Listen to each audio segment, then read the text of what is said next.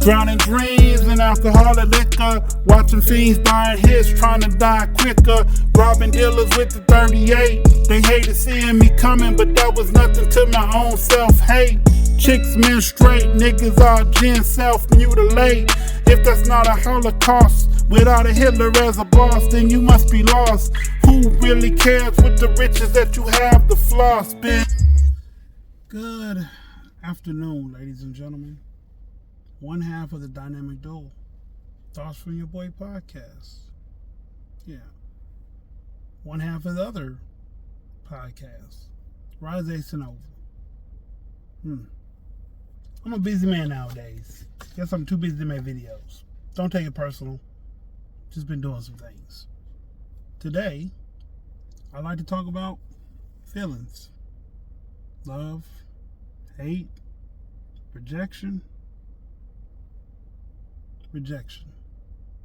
So, I don't know if y'all know or not, but I'm the type of guy, I meet people sometimes. I guess when I put myself out there. Sometimes it's met with a hello, and sometimes it's met with a I'm not interested. Either way, it's met with progress and change. Yeah.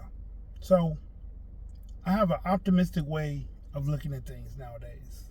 Somebody told me earlier today that the changes that I've made to myself, be it medicine or maturity, I'm the better version of me. And I was telling them how someone told me, maybe it might have been more than one, but I know one person for sure, told me that they like the old me better. The one that was wild and reckless. The one that was not thinking first, but responding. The one that, dare I say it, put somebody in the trunk. Y'all all heard the story, I hope. If you have. If you haven't, I hope they never have to repeat that story. I'm not proud of that story. But I realize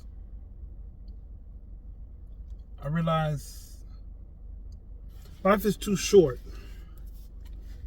And I've lived a long one. But life is too short for you to dwell on things that's irrelevant. To dwell on people that are irrelevant. So I say that to say it took a lot of forgiving on my part. It took a lot of not expecting me in other people. Some of the things I would do, maybe another person won't do. So when you take those expectations of it out, somebody rejecting your love, happiness, hand, helping, whatever, it becomes null and void. So I had met a woman and I reached out to her, and I try to build something, because I think I'm at the age where I just don't want to be alone anymore, if that makes sense. But not with anybody. I want it to be the right person, so I give people a chance. But I met this one lady. She was cool. She drinks. That was okay. But sometimes she drinks too much, or has too many demons or thoughts on her mind. And she made a comment to me, said, I must have a mental illness because that's what everybody tells me. I said, who tells you? She said, everybody. I don't know. It doesn't work like that for me. Like, everybody didn't tell me this. Some people just accepted me the way I was and thought that I had a bit of a problem. Turns out I had a big problem. But that's neither here nor there. The point that I'm making is, I would buy food if she asked me to. I went half on a bottle. She bought a bottle and I bought the other half. I bought the other bottle. I ain't gonna say half. She bought one, then I bought one. she rage quit on me. If that's how you want to put it. So she got mad at me and told me that I'm broke. I don't have no money. And I know I'm not rich, but I have enough to do the things I want to do, which most people do. Most people have enough money to do the things they want to do. Maybe not everything they want to do, but the things that are generally important for them to do. So I took that in stride. I didn't get mad. Took it in stride. She kept saying it. I got irritated. I allowed her to irritate me. Told her to shut the fuck up. Took her to her place and left her and stopped talking to her. There's been other women that flat out reject me. And when in that situation, I feel like that person rejected my help because they kept saying I was broke. So, like, even if I had whatever funds to cover what you wanted me to cover, I didn't want to cover it no more because I don't have to prove who I am by doing the opposite of what you say I am, if that makes sense. So that's how that went. I remember meeting people at clubs, and I don't know, down here in Alabama, going to the club is it's iffy. Because see, in California, I don't know if it's the clubs, the people, the vibe, whatever, it's different. It's real different. California has friendly people. They're just not nice. New York has nice people. They're just not friendly. Or vice versa. I'm not sure which way that goes. But I remember hearing that. And I thought about it. I'm like, yeah, we're not friendly. We're not friendly in Cali. But we will help you or speak to you or whatever if you announce yourself. Maybe introduce yourself. So, but I was listening to my good buddy's podcast, and he was talking about Mars and how Mars helps you navigate whether or not you can sexually please someone. I didn't make it to the live because I fell asleep, but I think that's it. I don't know. I'm not gonna say it has some equity to it, but it might. I've never been bad in bed to anybody. I may not been when somebody wanted at that moment, but I've never been bad in bed, if that makes sense. I know it depends on me. It depends on me whether or not you get a love making experience or a quick fuck experience or a long fuck experience. I've done those too. But I'm not going to say a part of my zodiac or a part of my natal chart dictates whether or not I can please a woman or not. I'm not going to go that far. So like I said, and maybe I have not pleased every one of them. Maybe. But if I didn't please them, they weren't jumping out the window to tell me that I didn't please them.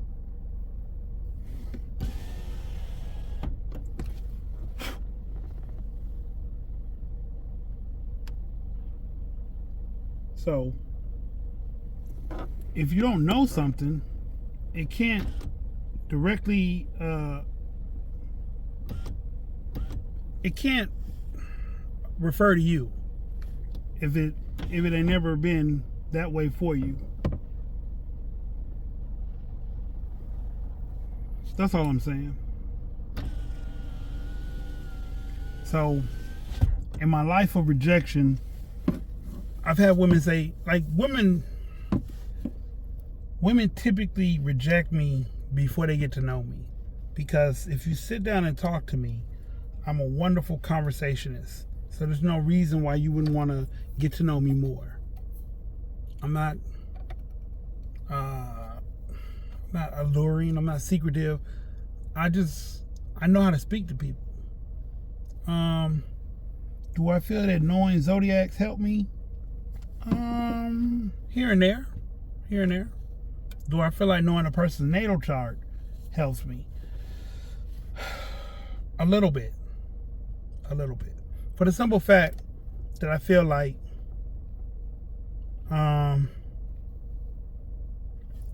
you can't base everything off of zodiac. That's me. That's my own personal opinion.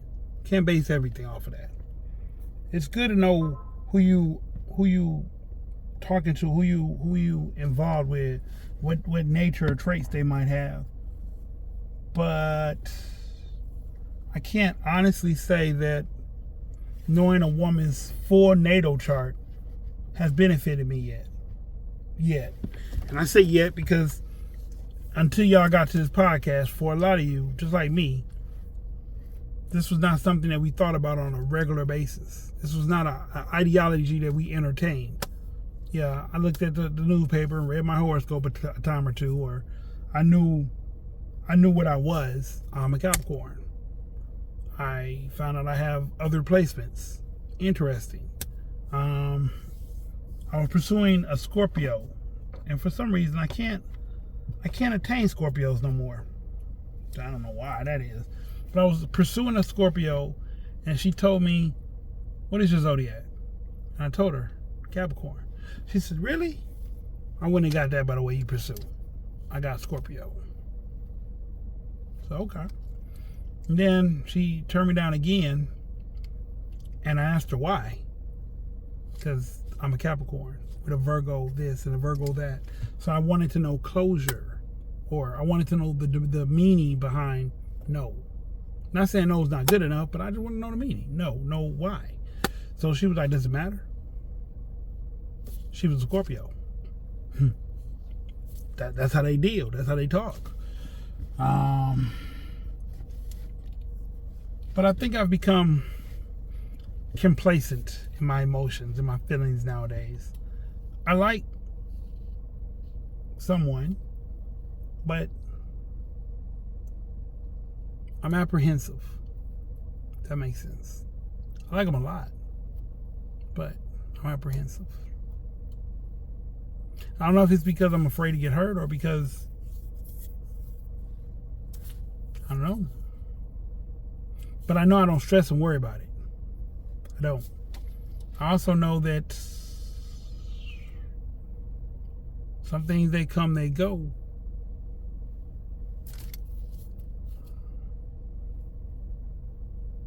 And it's just that simple. Some things, they come, they go. So in 2024, which is almost here, I don't see my rationale of people. Sometimes they come, they go. Changing in any capacity. I'm not saying I'm perfect. By far, I'm not perfect. I still have ways to go to grow and to be this man that I really want to be. But I feel like I've put in the leg work, the shadow work, the meditation, the improvising, the thought process, the book reading. I am an emotional, intelligent man. Black man at that. So that might put me ahead of the curve a little bit. Maybe. But I know it definitely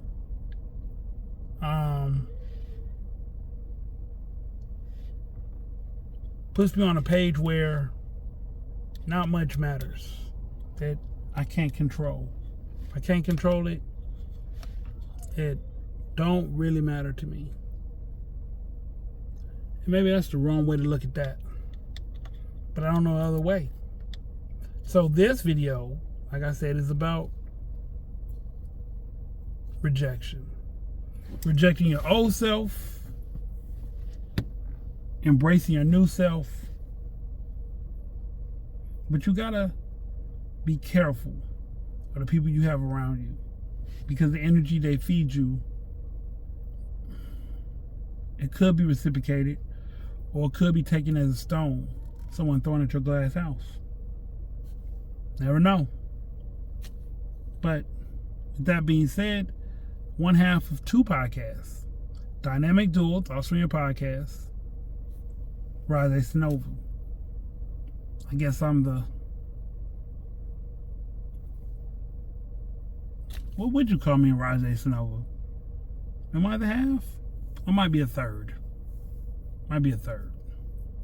I don't come on here very often no more. So I might be a third. It might not be a half no more. Might be that. But with that being said, y'all have a wonderful, wonderful day. Stay you. Be blessed. Peace.